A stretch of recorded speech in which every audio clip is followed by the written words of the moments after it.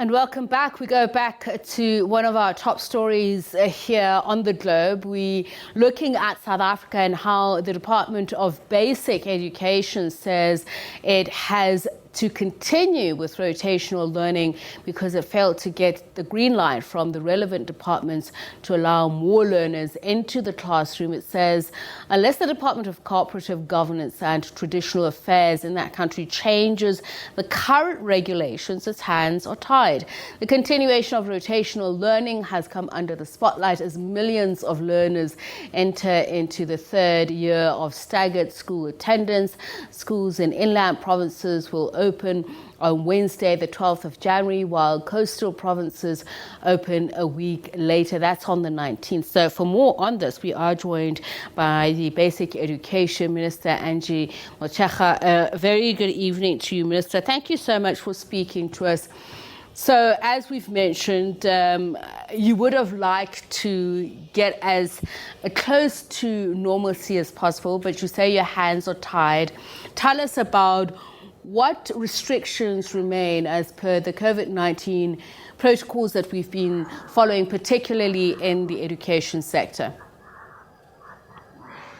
Yeah, so let's put it properly. It's not that we failed to get agreement. We are still to get permission to change the regulations. As the regulations stand, which have not been changed from last year, is that we can only have social distancing of 1 meter. And until such time that the regulations have changed and we're able to have 0.5 meter, we will only be able to admit as many learners as possible. So we are still to get the permission. It's not that we have failed to get the permission from your health department and therefore change the regulations of COCTA. So we just can't do it outside the regulations which are standing. Okay, so I hear what you're saying, Minister. Semantics are important in this regard. Let's look at what you have been able to achieve in the past year. I mean, some schools did return to full-time teaching in 2021. Just draw for us the distinction of what schools were able to and why, and what we're looking at this year in terms of a space, in terms of that rotational timetable, and whether or not you actually have more resources. We know that resources was also a problem for learners whom you'd like to encourage to go along with the school curriculum, but because of lack of resources at home, they weren't able to do so. No, yeah, so if you recall last year when we called or even made the approach to health and COCTA to say we'd like to bring back as many learners as possible, and in particular your primary school learners, the regulations were amended from 1.5 social distancing to a 1 meter social distancing, which allowed us to bring more learners into schools. And in the primary schools, because we have more primary schools and most of them, not all of them, are not overcrowded, with the 1 meter relaxation, we're able to bring more learners. But unfortunately, even with the meter, we couldn't bring all the learners. So almost 80% of our schools were able to return learners back in their numbers in schools, but some schools were left out. And in the main, your schools in your urban areas, in your townships, and your fully subscribed schools were unable to do 100% primary schools return. So which means the status quo remains. In the high schools, again, in your urban areas where the schools are overcrowded and there are many learners, were not able to move more learners back to school. So what would have happened is that in your smaller schools, your rural areas, your farming rural areas and areas in smaller communities, they were able to bring more learners in school. So what is outstanding is that we reduce, because again, we can't overnight put infrastructure, because if we put more classes, in case we have the money, it means we have to get more teachers to teach small classes, which is not in line with the budget that we have. So what we need really is to reduce the space from 1 meter to 0.5 meter, 0.5 meter, and make sure that we bring, which can allow us 80%. And then we can use other spaces, other schools which have facilities like halls and libraries and your specialist rooms. They were able to also use those spaces to bring more learners. So we are really in a situation where we are half-half. So 80% of the primary schools were able to return, but 20% wrote back, asked for permission, and said we're unable to do it within the regulations. Minister, you obviously are aware of the criticism of the South African Human Rights Commission on COVID-19 regulation, especially the issue of rotational learning and what it says has been a long-lasting negative impact on learning outcomes for these children. You yourself have lamented the gains that COVID-19 has stolen from children. But when you sit down and you have an honest conversation with yourself, your department and staff, do you agree with them that COVID-19 and the measures that you've had to take has indeed robbed quite a lot of school-going children of educational access or even the learning outcomes that you wanted to inculcate into the system? Now, we had a meeting with the Human Rights Commission. I met the chairperson and the head and Commissioner Gaum and explained to them that even by the time they came to us, it's something that we were long seized with. We were able to give them information about learning losses that we have, teaching losses that we have, because we're monitoring it on an ongoing basis. So by the time they came to us, we were long concerned about the issue and dealing with it. And that's why in July, I then approached, not even myself, the sector, because even MECs were quite concerned that the learning losses have long-term implications and they really are disrupting the system. And that's why even by July, before even meeting them, we had gone already to the coronavirus command center to say, the sector is bleeding. There are serious problems with the fact that we are not able to have all our learners at school or on a daily basis. And that's why the relaxation of 1 meter to half a meter came. We later, even when we felt that the meter is not helpful, we approached even last year to say, please consider even relaxing further for us. So by the time the Human Rights Commission approached or even spoke to us, we're seized with the issue. As a sector, MECs are very concerned, parents are concerned, teachers and principals in particular feel that the system is really not helpful as it stands. But unfortunately, we had made a commitment that we will ensure that at all times we will balance the health needs of our children vis-a-vis the educational needs, so that there is no part that is more important than the other. The educational rights of our children is equal to their health rights, and that's why at all times we're trying to strike a balance between health and also educational challenges. As the political leader, what more do you think you can do? And I'm looking at the severity of the costs that the SAHRC has mentioned, that you yourself say you agree with. I mean, we know, for instance, when it comes to the nutritional costs, it's something that landed in court. And the criticism by activists was that some districts were not working fast enough. They were not adhering to previous court orders. What can you do personally? So beyond the nutritional costs, we're talking about the psychosocial costs, we're talking also about the cognitive costs of COVID-19 and the system. Is there anything that you think you can do differently to help along the system? I mean, it's very sad, the fact that we've seen an even higher dropout rate than we would have seen, because children, some fall pregnant, and we know there's sexual violence at home, and some because they no longer have parents, etc., etc. There's so many. The question is, what are we doing? Not what can we do. What are we doing? What we are doing, first, we have to comply with the commitments that we made, that we will make sure that schools are safe. So that's what we're doing as number one. And that's the commitment we made, that the health challenges will not be undermined in any way. So we're not going to risk our learners' health we're also not going to risk our workers' health. That's the first one. So what we did was to reduce the curriculum and make sure that we trim the curriculum and that we only teach the fundamentals. That's what we did to respond and make sure that we can protect education and learning. Government gave us more resources for teacher assistants to make sure that we are able to assist the system to cope also with the balance between health and educational needs. We were giving teacher assistants which are going to assist teachers to make sure that we can compensate for the losses. What we are doing also, or what we did, we have ramped up our ICT program. If you go to our website, we'll tell you how much we've really done in order to make sure that we can have lessons on TV, on radio, and different materials that we have never developed before to compensate for the learning losses.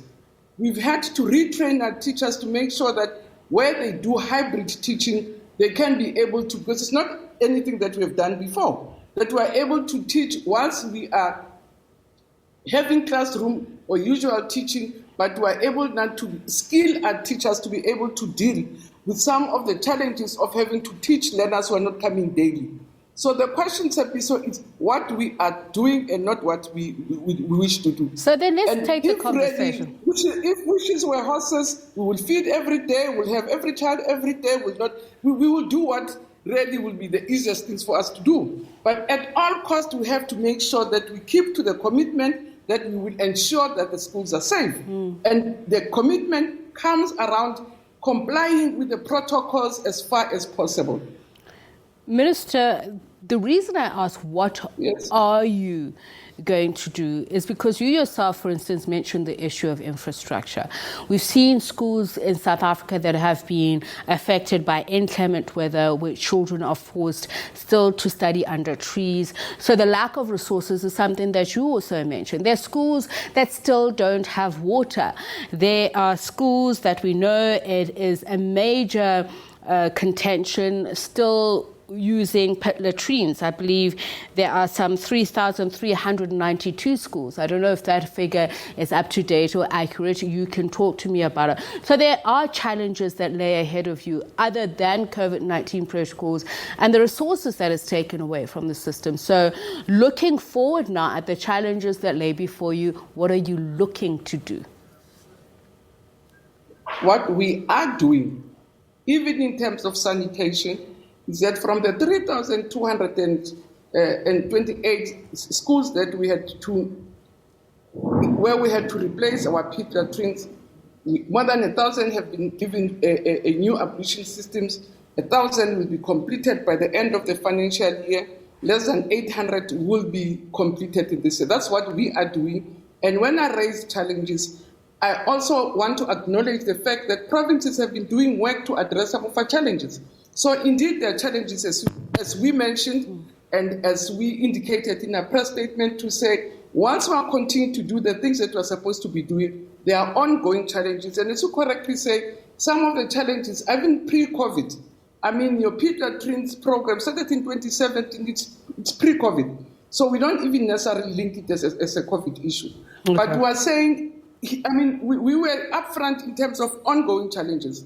What we are saying in terms of infrastructure, our assumption, I think everybody's assumption is that COVID is going to go. We are not going to roll out infrastructure that will not need in the next 5 years. In any case, as you correctly say, we are already bleeding from your current weather. I mean, just today, I got a report that in the Eastern Cape, we have more than 74 schools that were destroyed by this weather.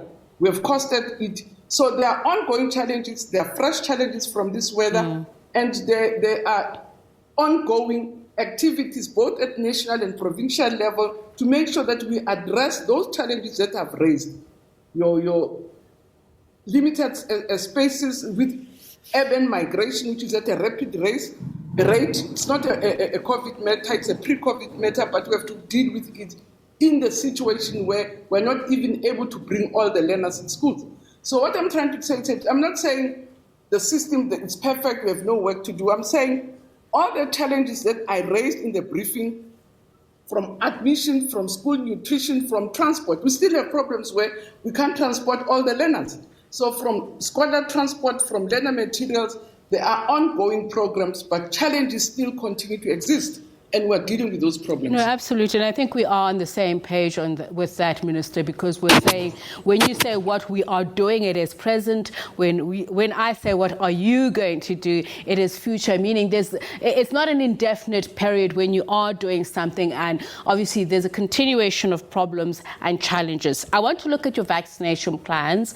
You are looking for COVID-19 regulations to be amended, as you say. This is multi-departmental issue where your hands are tied on some issues. I want to know what is on the table in terms of the advocacy campaign that you would like to have with encouraging eligible people, including adults, learners and teachers, to get their jabs. What age groups are you specifically targeting? And I'm thinking of children here because we know South Africa is already open to that. Ideally, what are you working with and what would you like to get from a resource point of view? No, vaccination is purely it's just really a health program. When we participate either as their clients. When we're doing vaccination programs with teachers and our staff, we're doing it under health department, encouraging and supporting teachers to go to the vaccination centers. When vaccination happened in schools, it is because we were giving the Department of Health venues for them to vaccinate whoever presented, because we have infrastructure, we are present in every community. And we are committed to continue giving the Department of Health spaces in schools that they can use our halls, they can use our venues to continue the vaccination programs. In terms of young children, again, it's purely a health department. We're guided by health. They said they have, or they're ready to vaccinate 12-year-olds and above. And again, it's purely a health issue. If there's negotiations to be done with parents, we can support and assist, but it is a health issue. What we are going to do and what we are committed to do, which other provinces like Gauteng had started, is to mobilize, support, enlighten, and educate both parents and young people about the importance of vaccinating their children, and if there's a need for a venue, is to provide the venue to the Department of Health. So we have no plans, we don't need any resources for vaccination because it's 100% a health program and we come there as clients.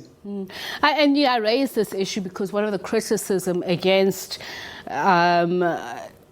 the speed at which we've been able to vaccinate people, and we're talking here about those who are anti-vaccinations, those who are hesitant, has been leveled at our education campaign. And I mean, we are talking of a Department of Basic Education in a different light, but education is something that is your purview. But I want to, before we look at curriculum changes that you're also going to introduce, I want to quickly look at something that was announced, the publishing of matric results publicly on media platforms. I believe you're going to do away with that because you are going to be doing this along the PAPIA Act. Tell us a little bit more about the consultations and why you have to do this. It's the PAPIA Act, it's law. It came into effect last year, so we are also compelled as a Department of Education to comply with the PAPIA Act. So it says for everybody and for every sector, including us, that you cannot publish anybody's details and information without their consent. And we would not have had the time to get schools or parents or even learners to give us consent to say, yes, indeed, we can publish our results. Because it would mean we were supposed to have consulted with more than 800,000 people and with other part-time. So which means we were supposed to have consulted with 1 million learners to say, are you giving us permission to publish your information? And we just felt, just to comply with the law, we might just as well not publish. So there's nothing really which is our decision. It is law, and we have to comply with the law that we can't publish anybody's information without their consent. And I hear what you're saying, Minister, it's about compliance, but do you think it will have any adverse effect? I'm just thinking the publishing of matric results has served as motivation sometimes for senior national senior certificate students, to have your results published there, but also your critics have also then said, but you're not transparent about the pass rate, etc. Do you think it's going to present problems or disadvantages for you complying with the POPIA Act? No, I mean, it's law and we have to comply, and it will just kill the excitement, but just being blamed for not being transparent, complying with law, I mean, what do I do? Do I break the law in order to really impress or make critics happy? We can't. It's law. We have to comply. Okay. It's going to kill you. You're quite right. The excitement and the pride of your matric results and just a curiosity that comes around it. But something else, if critics feel it's lack of transparency, it's POPI which says there should be transparency about people's information and matric results. Using learner students' number is to publish people's information without their consent. And the only thing that I think is going to be a setback is to killing the excitement for learners, for parents, for people, even aunts who will know that. And in any case, we're using student numbers, so it will be information that learners would have shared with their friends, with their parents, and everybody else, not the public. So the transparency will still not come in because, in any case, what comes in the media was, in the past few years, was student numbers and results. And transparency, I don't think is compromised. It will still be there. So, Minister, you're looking at some exciting developments with regards to curriculum, introducing new subjects, some which you already have over the past couple of years. Talk to us about the subjects that you're looking to introduce over the next couple of months and years, and particularly what it'll do for South African learners in the avenue of the future of work. Will it better prepare us? Will it make us a more enlightened nation, these subjects that are going to be introduced? No, it will be so. And already in the subjects that we've introduced, you can see there's so much joy, there's so much excitement. You can see that our learners and communities have been waiting for these opportunities. I was giving an example of schools here in Gauteng where they teach. They've already introduced motor mechanic. You could see how learners flock to those schools, so meaning that they want to use their hands. If you go to this school of where they teach in Kempton Park, when they teach young children about all the related courses around your flight industry, they have the kids learn how to fly, there's so much excitement, so much joy, so much hope. And it's time that we move in that direction at SABC, because we're left far behind as a country when we compare ourselves with international countries which are advanced in terms of really technology.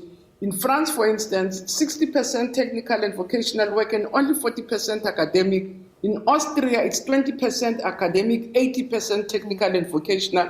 We were left behind, and simply because it's costly, we really had not moved aggressively into making sure that we now open up our curriculum to enable our kids to be prepared for the world of work, which is about science, which is about technology, which is about industrialization, so that once we prepare a few number of learners for academic streams to be lawyers, doctors, we have to be able to prepare learners for the future, which is really technical, academic, and also innovative. So I'm very excited with the developments in the sector.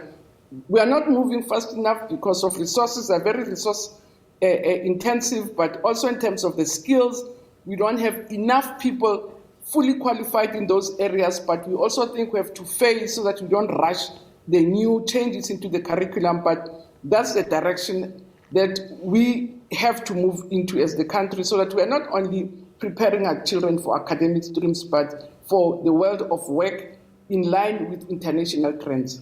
And I'm sure parents will be equally excited. Some of those have been introduced to those interesting subjects like ancillary healthcare, aquaponics, aviation studies, as the Minister just mentioned, civil technology, consumer studies, and that also includes maritime sciences and maintenance and upholstery. Thank you so much for speaking to us, the Department of Basic Education Minister Angie Motshekga.